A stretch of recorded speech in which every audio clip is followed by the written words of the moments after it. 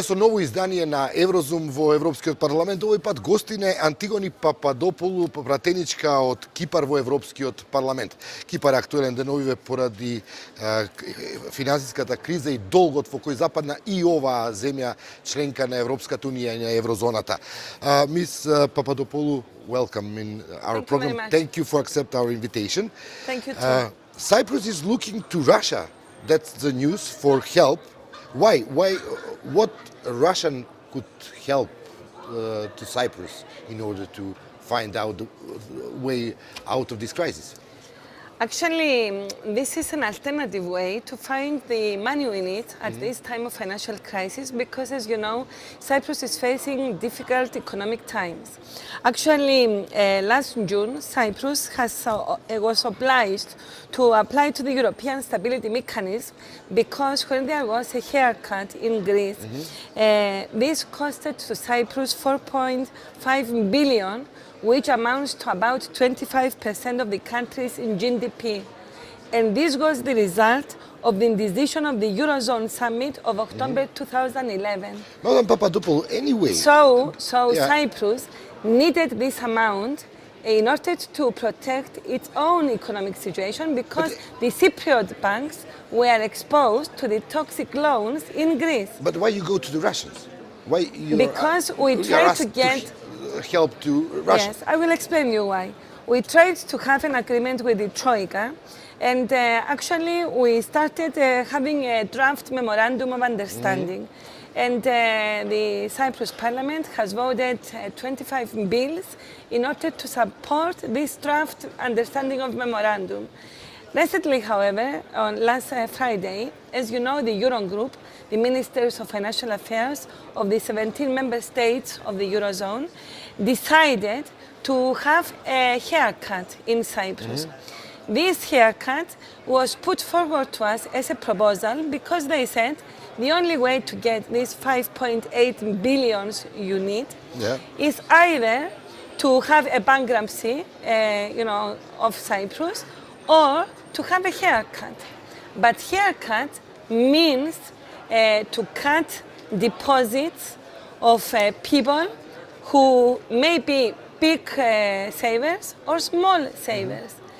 It is not fair if you go to ask the small savers who have less than 100,000 euros that your money will be confiscated because we have to support the banks. Okay, do you expect that the Russians is going to pay this 5.1 billion as a prerequisite for your bailout? No. I must explain to you that when we had this proposal, our government, the Republic of Cyprus, said that they strongly opposed to this haircut of deposits and of the public debt, and it's not fair to get this amount of money from small savers because this is also a breach of fundamental rights and of the provisions about the protection of private property rights, and this is therefore illegal.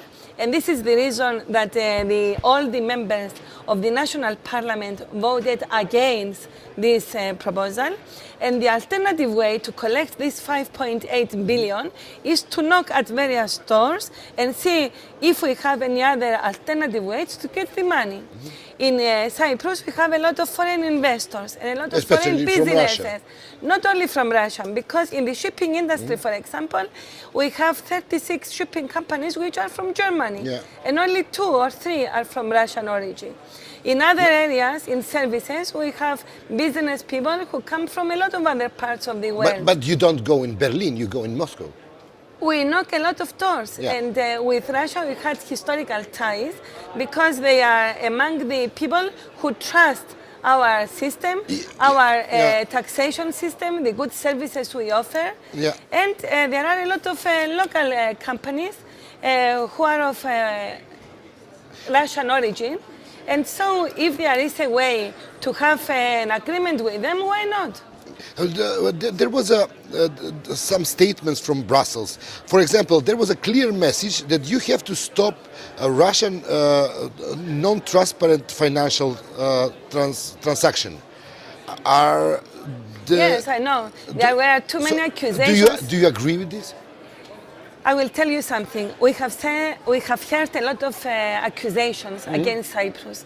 That's why I'm asking you. A lot of people recently saying that Cyprus is a taxation paradise or a place of money laundering. This is not the truth, because I have here a lot of results by Manival, which is a member of the Council of Europe, and all these unfair, unjust, and largely malicious attacks on alleged money laundering and illegal financial activities have not been proved. All these allegations are on purpose, which are put now on the table, because I have here the results of various reports. In September 27 of December 2011, we had from the Manival, which is part of the Council of Europe, a report which says that Cyprus has adopted and fully implemented the acquis and the international laws regarding money laundering, and there is no proof that these accusations why such are a there. statement? For example, Maria Rodriguez, who is a very well-known professor and advisor of the European institution, saying this process of saving Cyprus has to be used in order to make Cyprus look more transparent.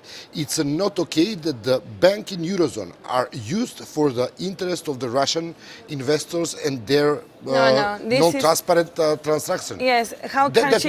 That's what she said. I mean, yes, having I know. in mind that she everybody can say whatever. We have her authority and credibility within the European institution. Yes, but that's why I'm asking you. I refer to the Manival, which is part of the Council of Europe. I refer to the US State Department, which has done recently a comparative study dated March 5, 2013, and the title was Money Laundering and Financial Crimes, and it concludes that Cyprus fulfills all the criteria for anti-money laundering in all categories of measures considered, and we speak about 20 categories of measures. And in contrast, this is the conclusion of this comparative study. In contrast, other EU member states, some of which appear to be the main accusers of Cyprus, demonstrate significant gaps and weaknesses in the fight against money laundering in which they apply. Namely, Germany, listen. This is the report of the US State Department. You cannot ignore this, because this is a very official, you know.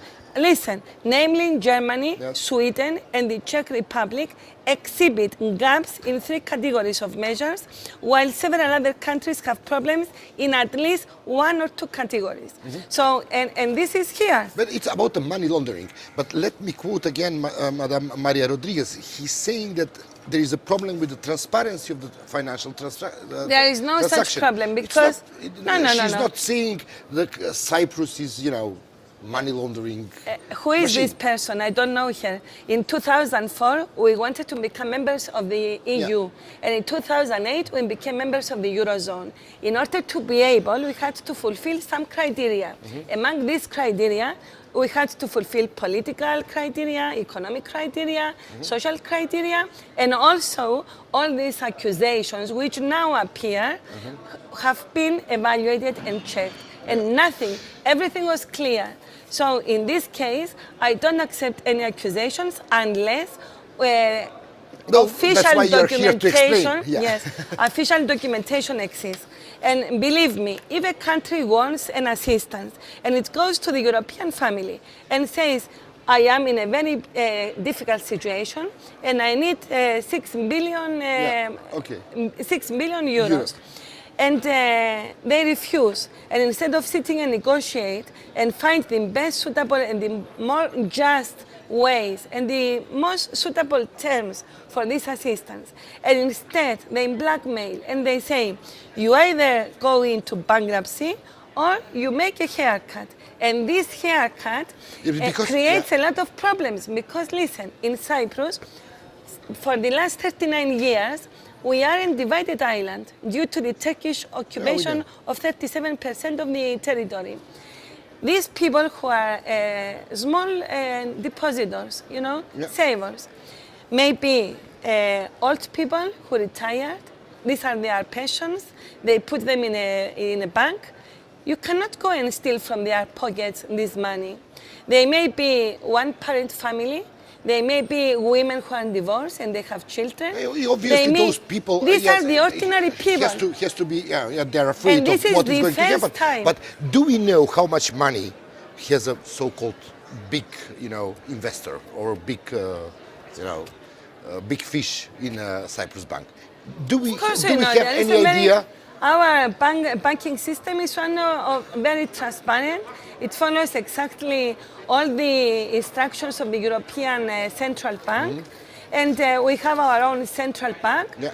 There is nothing wrong. And among these investors, who are Russians or Germans and others, some of them have in the London Stock Exchange. They are the same business people who have business in Germany, they have business in the United Kingdom, they have business in Lithuania, Latvia, France, everywhere. If the Eurogroup wants to have a haircut in Cyprus, why don't they do the same measure in order to combat the financial crisis in the whole 27 member countries in Europe? How do you comment if this is the way to stop the crisis? How do you comment the statement of the German Minister Schäuble, saying one has to explain to the people that Cyprus model with low taxes has failed? This is what Mr. Schäuble says. Why doesn't he say the same with other countries who have exactly the same model? They are small countries, they have the same big banking system. And for example, Ireland has the same big system. Luxembourg has a very big banking system. Why does Schäuble accuse Cyprus and not the other countries? What do you mean? Why he's accusing I will tell Cyprus? you what. Now there is a campaign of Mrs. Merkel in order to win the elections in Germany.